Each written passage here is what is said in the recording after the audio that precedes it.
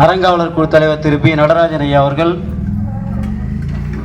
500 ரூபாய் அன்பளிப்பு வழங்குகிறார். நன்றி. ஆடி மாதம் 5ஆம் வெள்ளி நம்ம ஆரணியில ஒவ்வொரு வெள்ளி ஒவ்வொரு கோவில் ஃபேமஸா திருவிழா நடக்கும். அந்த மாதிரி 5ஆம் வெள்ளி நடக்கக்கூடிய நம்மளுடைய அரியாத்தம்மன் கோவில், ஆரணி நகரம் எல்லையம்மன் கோவிலா விளங்கக்கூடிய நம்ம அரியாத்தம்மன் கோவில், அது ஐயப்ப பக்தர்கள் ஆகட்டும், நம்ம ஆரணியில் இருக்கிற ஒவ்வொரு தெருவுலையும் கூழ் ஊற்றினாலும் நம்ம கோவிலில் வந்து தான் பம்பை வர்ணிச்சு அங்கே எடுத்து போய் கூழ் ஊற்றுறாங்க. அந்த மாதிரி நம்ம ஆரணிக்கே காவல் தெய்வமாக இருக்கக்கூடிய எல்லையம்மனாக இருக்கக்கூடிய நம்ம அரியாத்தம்மன் நமக்கு என்னைக்குமே துணையாக இருந்துட்டு இருக்காங்க. ஆரணினாலே பட்டு நகரம் அப்படின்ற ஒரு பேர்.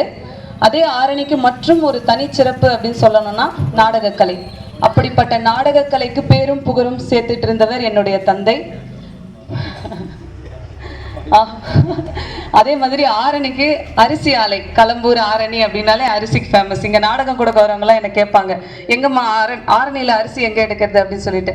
அந்த மாதிரி ஒரு 3 ஃபேமஸான ஒரு இடம் நம்ம ஆரணிக்கு பேர் வாங்கியிருக்கு அப்படின்னு சொல்லும் போது ரொம்ப மகிழ்ச்சியாக இருக்குது.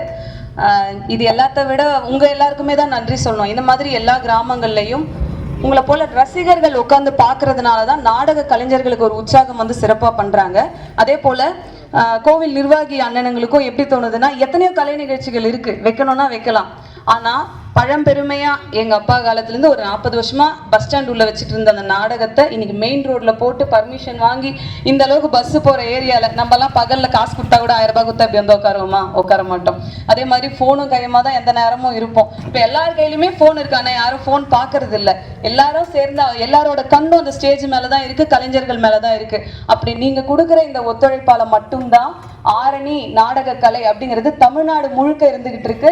உங்களை போல ரசிக பெருமக்கள் எல்லா கிராமங்களிலும் எல்லா ஊர்களிலும் எங்களுக்கு இருந்து நாடக கலையை மேலும் வளர்க்கணும். உங்க எல்லாருடைய அன்பும் ஆதரவும் ஆசீர்வாதமும் எங்கள் ஆரணி சிவா அம்மு நாடக கலை குடும்பத்துக்கு என்னைக்குமே இருக்கணும்.